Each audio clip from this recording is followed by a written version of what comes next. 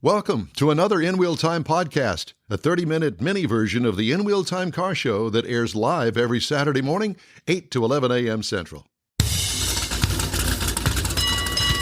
It's the In Wheel Time car talk show. Coming up, Randy Borcharding with PaintHouse.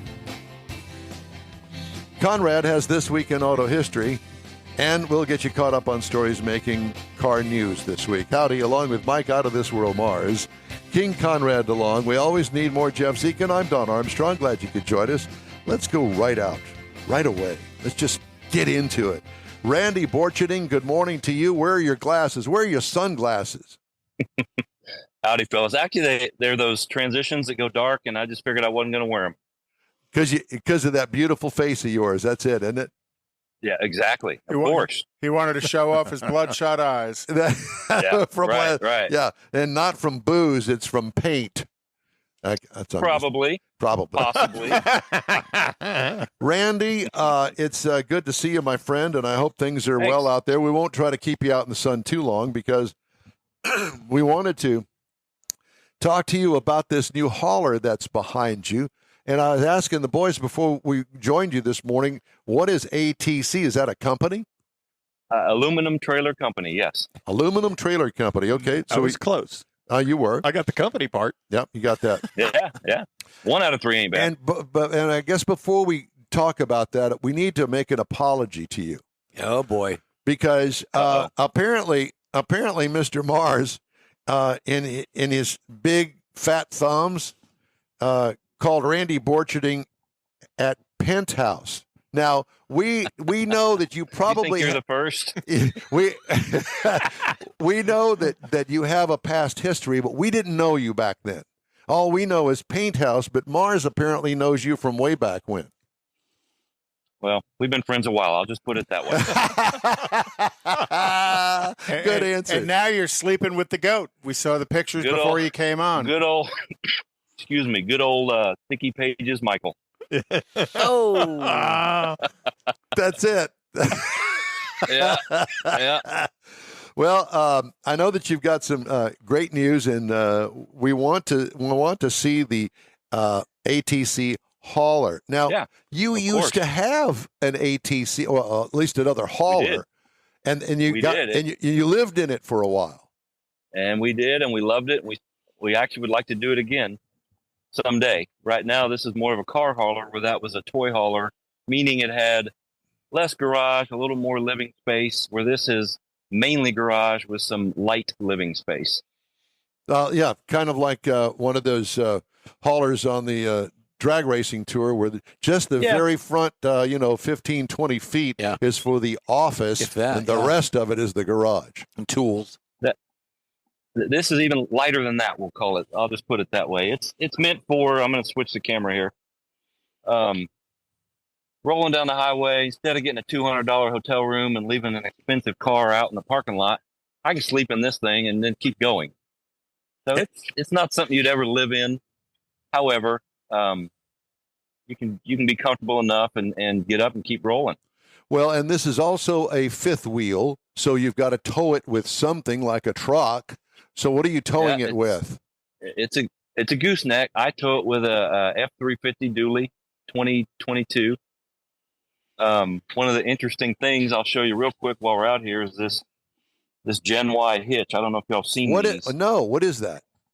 It's riding on, these are torsion axle pieces with the rubber inserts, and that hitch just kind of floats on the axle. Really takes the harshness out of towing these things. Really When did they come out with that? What a great idea. They've been out for a few years, and they do them all the way from bumper pulls up to true fifth wheels. So it's a neat add-on, if you will. It's just a bolt-on thing, and I can tell you there's a difference in the ride because I've towed a lot of these boxes.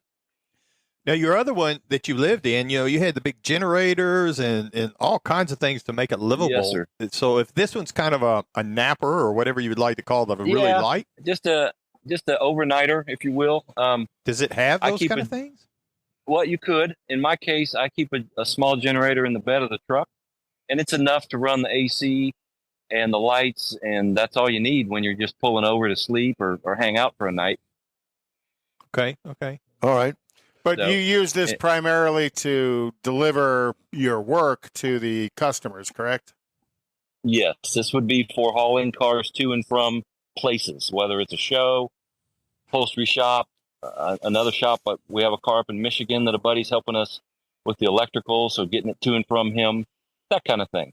And it's quite a bit more mobile than the big live-in one we used to have.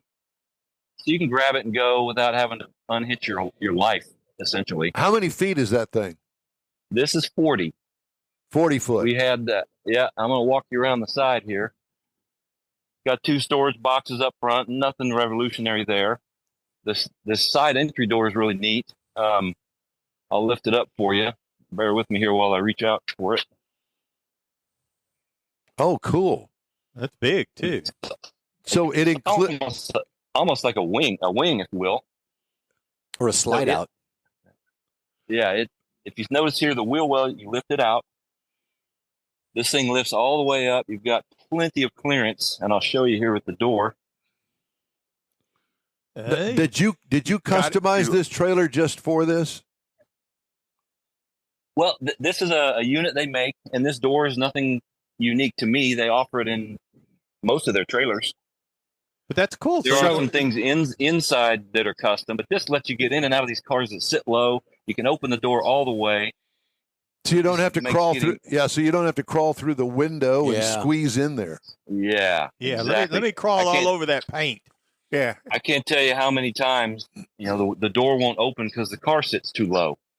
And you either have to winch it in, which isn't always practical or possible. This way you can just drive it in and get out. It's Very nice. good. Very good. Smart.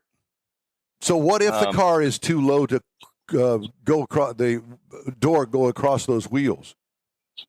Then hopefully you'd be smart enough to know, and you'd winch it in, which I'll show you here in a moment where the winch is.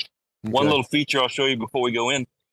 This table you see right here is one of the unique features this trailer has that they've just introduced. And it's a modular system. If you notice the rail running down the side there, that black rail, they've got a whole line of accessories that will install to these rails. And this table, we use it inside, outside. You wouldn't drive with it on there. You just take it off and store it.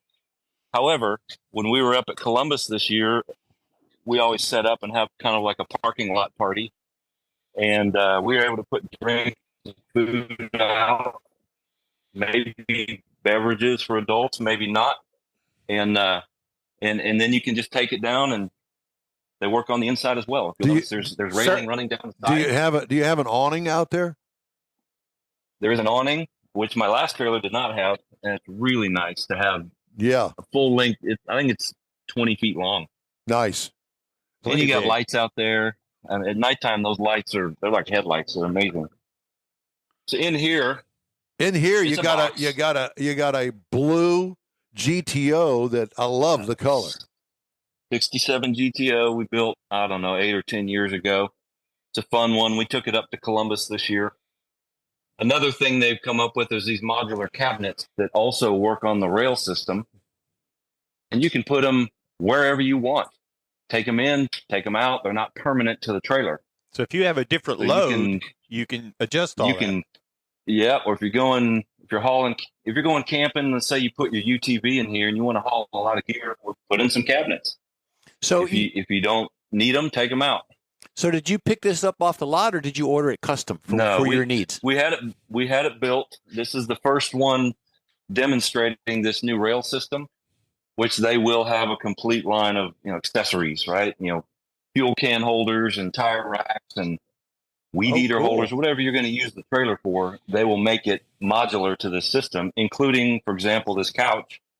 It's attached to the lower rail right over there. It lays out flat like a couch, like a bed. It sits like a couch, or it'll fold up flat against the wall and get out of the way. Or you can just take it out, which is nice. So nothing is permanent, which I can appreciate.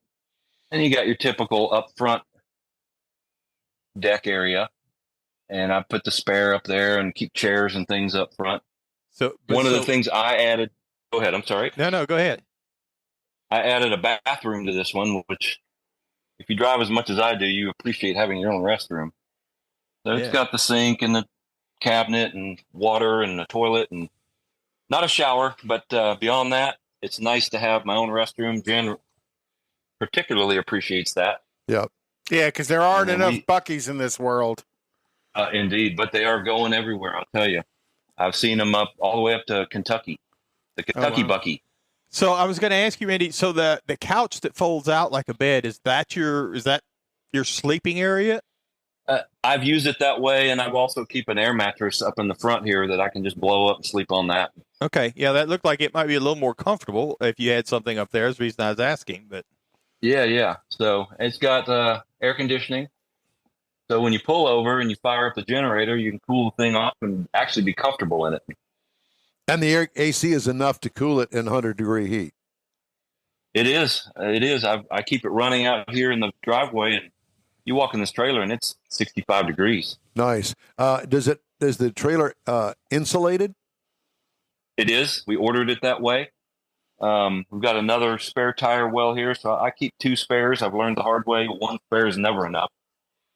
It's got the winch in the floor, Bluetooth controlled. You can put that door down and just have a nice flat floor, and the winch is not in the way. Nice. And then we put in a small refrigerator, which via an inverter, which is controlled, I think that's funny, which is controlled by the inverter panel here. And when the truck is plugged in and you're driving, that refrigerator is cooling. Oh, okay. And then we display our colors when we go to shows. So we made this board that mounts to the door. We can hang some of our custom colors on display. It's got a heater. What else? It's essentially it's a big white box, but it's a really, really nice big white box. So you went to the color board there. What kind of new colors are you working on this time? Right now, I'm working on a gold for Andy Leach up in, I just went blank, Nebraska. And we're doing a 33 Pontiac that we'll do a custom gold for his project. And that's the current experiment, if you will, science experiment. Very cool. Yeah, you're talking about the color. Yeah. The color. Well, yes. the color grabbed my eye right away. Mm-hmm. Yeah. So the gold is not on the board. It's in the mixing room under wraps right now. I haven't figured it out yet. I'm still Top secret. tweaking it. Yeah. And is that a fluorescent orange that you've got in there? It's kind of my version of Hugger orange, but I put some pearl in it, so it's got a little more pop to it. It looks retro, like on a Camaro or a Pontiac, whatever that color would have been on. But yet, when you get close to it, it's got a little something extra. We can see that something extra is popping right out of that board. Mm-hmm. Well, I hope you see it cleanly, because sometimes these devices don't show color very well. What are you working on in the shop? Oh, let's see. The current one we're almost done with is a 72 Ranchero, 351 Cleveland. We put in a 5-speed. What else did we do to it? Air, vintage air, new wiring harness, all that kind of stuff. That just kind of the standard fare in the hot rod world these days.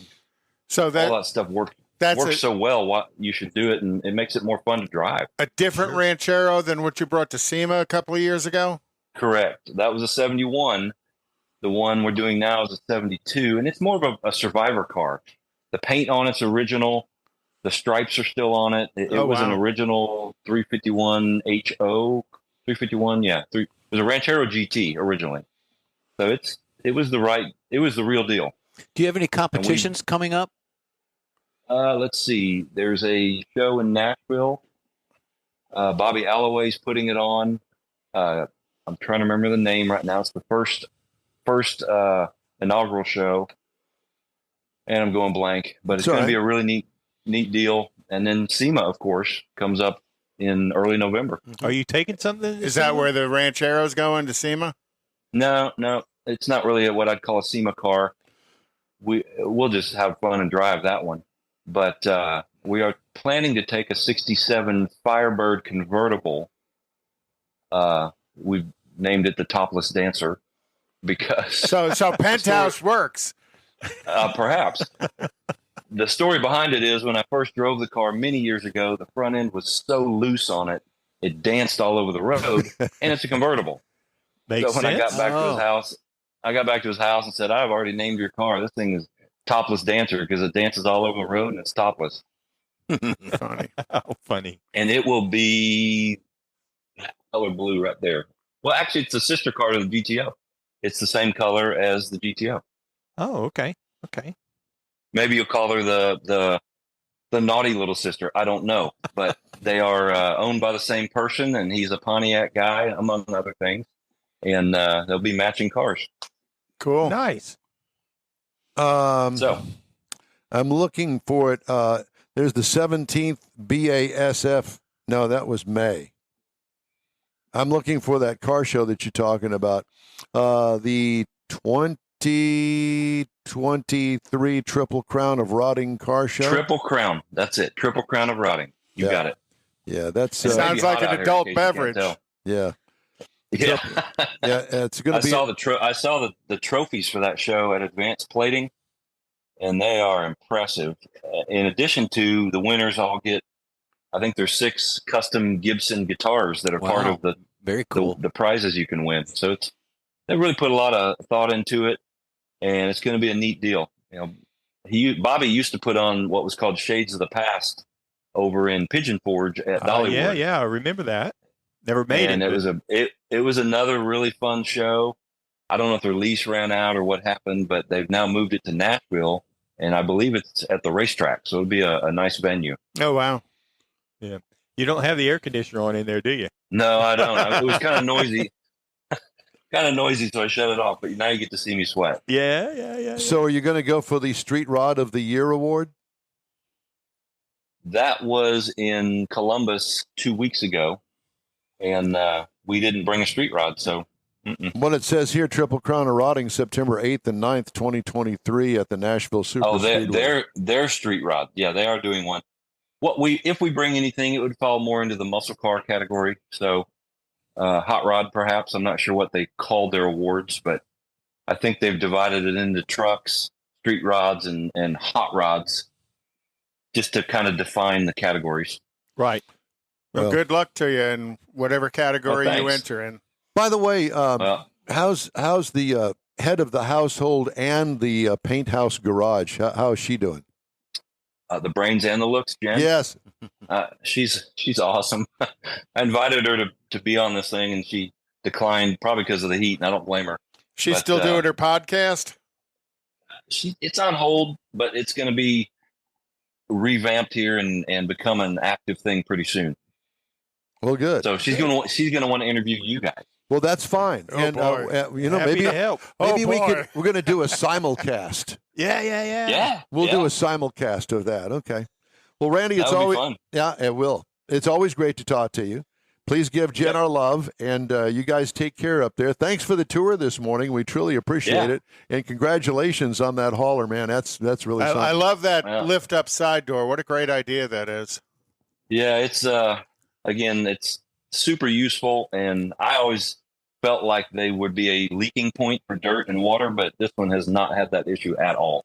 Cool. So Very good. All right. kudos to ATC. Kudos to ATC for building a great trailer, and thanks for having me. Yep, you got it. And by the way, good luck at the Triple Crown in Nashville in September. Thanks, man. Go Thank find you. some air Y'all conditioning. take care. Yeah, go find some bet. AC. All right, time now for This Week in Auto History. Conrad has that. So in this week in 1888, Philip W. Pratt demonstrated the first electric automobile in Boston. It was a tricycle powered by 6 electrical accumulator company cells. It weighed about 900 pounds. What an odd-looking duck. You got to remember, this is the generation when the bicycles had the big wheel and the little wheel. Yeah. And he just adapted that and put an electric motor on it. You got to remember, there is an electric Corvette. The Barbie Corvette, the 1957 pink Barbie Corvette was the first electric Corvette in production. And, they sold thousands of them. And they're going to be making a new one called the E-Ray. Mm-hmm. And then in 1904, this week, Dr. Herbert Hills of Flint, Michigan, purchased the first Buick automobile ever to be sold. Also in 1904 on this week, Louis Rigoli driving a 15-liter Gibron Braille on the Ostend-Newport Road in Belgium became the first man to break 100 miles an hour in that thing. Can you imagine going 100 miles an hour? It's like a bathtub. Looks like a soapbox derby car. Well, it was aerodynamic for its day. But, he went over 100 miles an hour in that thing. God help him. In 1911, General Motors organized GMC truck brand to handle the sales of GM's Rapide and Reliance products. In 1934, Harold Ames patented a application for retractable headlamps. The design would later become one of the defining details of Ames' most triumphant project, the Cord 810, which to me is one of the most beautiful vehicles ever produced, was that Cord of that generation. You got to think of how creative that car was. Not only hideaway headlamps, it was front-wheel drive and had a supercharged 8-cylinder engine in it, very advanced for its day. And then again, it was designed by Gordon Bering to make a baby version of a Duesenberg car, and that's when he came up with the 810. And it was the last great offering of the Auburn Cord Duesenberg trio of manufacturing. And this vehicle was also inducted into the Museum of Modern Art, and it was chosen as one of the 8 automotive works of art. In 1935, the first automatic parking meter in the United States, the Parkometer, was invented by Carlton McGee and was installed in Oklahoma City by the Dual Parking Meter Company. Parkometer. Or Parkometer. Parkometer.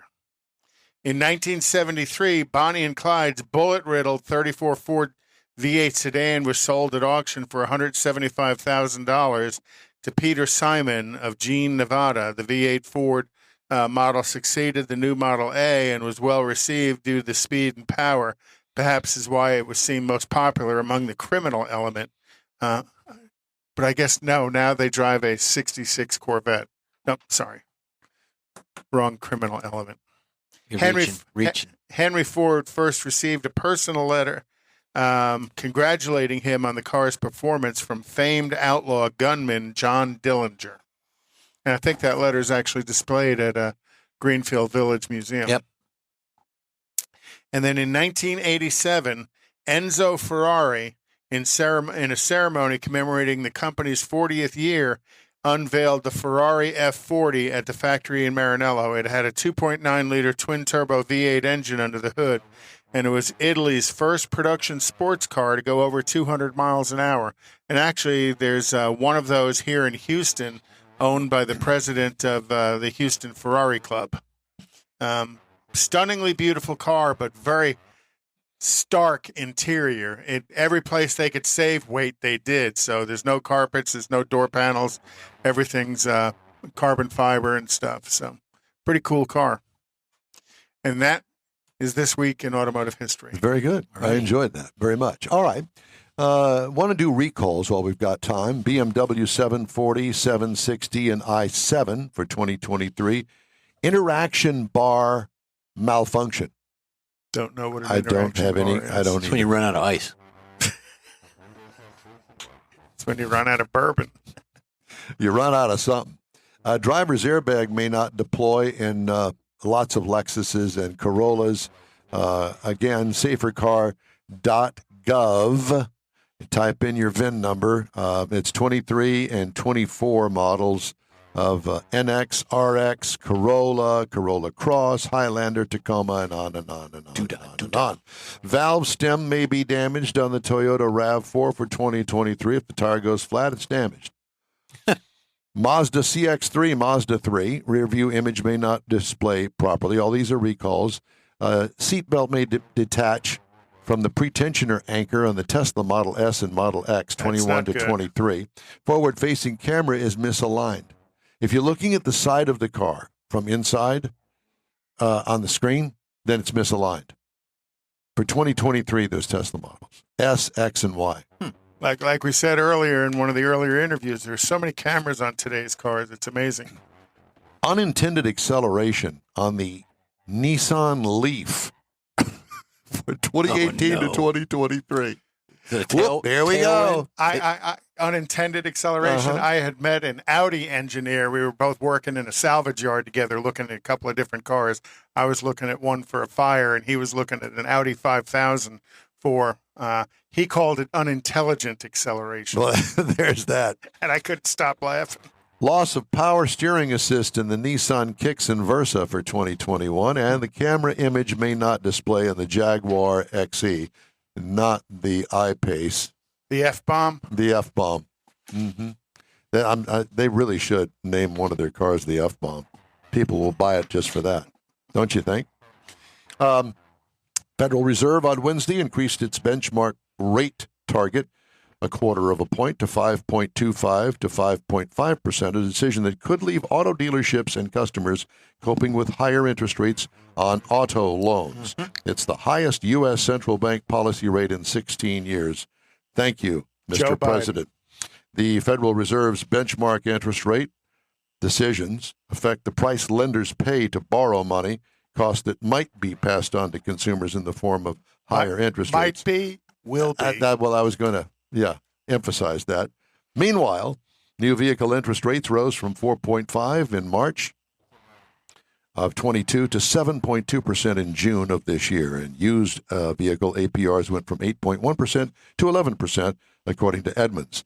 A new vehicle lease grew from charging the equivalent of 4.2% interest to 5.8% interest. Way to go. All right, well, that's it for this hour of the In Wheel Time Car Talk Show. Hour number 3 starts right after these brief messages on the iHeart Radio Network. Everyone at the Tailpipes and Tacos Cruise In at the Lupi Tortilla Tex-Mex in Katy, thank you for participating in the best cruise in around, and look forward to seeing you again. You'll hear about the next cruise in date right here on In Wheel Time. Next time you're in the West Houston Energy Corridor area, be sure and stop in at the original Lupi Tortilla Tex-Mex at I-10 and Highway 6, or the Katy location on the Grand Parkway at Kingsland Boulevard. When passing through Beaumont or College Station, stop in and have Lupi's award-winning beef fajitas and frozen margaritas. There's always a celebration at Lupi Tortilla. Lupi Tortilla founder Stan Holt and his wife Sheila are winning racers on the NHRA drag racing circuit and have a collection of hot rods and classics that everyone appreciates. Look for them at the next Tailpipes and Tacos Cruise In. The date will be announced soon and will once again be held at the Lupi Tortilla Tex-Mex on 99 and Kingsland Boulevard, just south of I-10 and Katy. We'll give you all the details right here on the In Wheel Time Car Talk Show and online. Donations benefit God's Garage. We'll see you then. You own a car you love. Well, why not let Gulf Coast Auto Shield protect it? Houstonian John Gray invites you to his state-of-the-art facility to introduce you to his specialist team of auto enthusiasts. We promise you'll be impressed. Whether you're looking to massage your original paint to a like-new appearance, apply a ceramic coating, install a paint protection film, nano-ceramic window tint, or new windshield protection called ExoShield, Gulf Coast Auto Shield is where Houston's car people go. Curbed your wheels? Instead of buying new, why not have them repaired? How about a professionally installed radar detector? Gulf Coast Auto Shield does that too. Get a peek inside the shop and look at the services offered by getting online and heading to gcautoshield.com. Better yet, stop by their facility at 11275 South Sam Houston Tollway, just south of the Southwest Freeway, and get a personal tour. Gulf Coast Auto Shield is your place to go for all things exterior. Call them today, 832-930-5655 or gcautoshield.com. The award-winning In Wheel Time Car Talk Show is available on the most popular podcast channels out there in 30-minute episodes. We realize our 3-hour live show can be difficult to catch in its entirety, so now you can listen every day to a convenient, fresh 30-minute episode. Check us out on Apple Podcasts, Spotify, Google Podcasts, Amazon Music, and Audible, along with a dozen more. In Wheel Time has the most informative automotive guest interviews and new car reviews, along with popular features including Conrad's Car Clinic and This Week in Auto History, along with automotive news headlines. Our live broadcast airs every Saturday, 8 to 11 Central on InWheelTime.com, the iHeart app, and on YouTube. Be sure to say hello when we're broadcasting from the Tailpipes and Tacos Cruise In, Autorama, and the Houston Auto Show, among others. Now, it's easier than ever to hear about all things automotive all week long. You're invited to join fellow car enthusiasts in becoming part of the ever-growing In Wheel Time Car Talk family. Don't forget those 30-minute podcast episodes on your favorite podcast channel. That's it for this podcast episode of the In Wheel Time Car Show. I'm Don Armstrong, inviting you to join us for our live show every Saturday morning, 8 to 11 a.m. Central on Facebook, YouTube, Twitch, and our InWheelTime.com website. Podcasts are available on Apple Podcasts, Spotify, Stitcher, iHeart Podcast, Podcast Addict, TuneIn, Pandora, and Amazon Music. Keep listening, and we'll see you soon.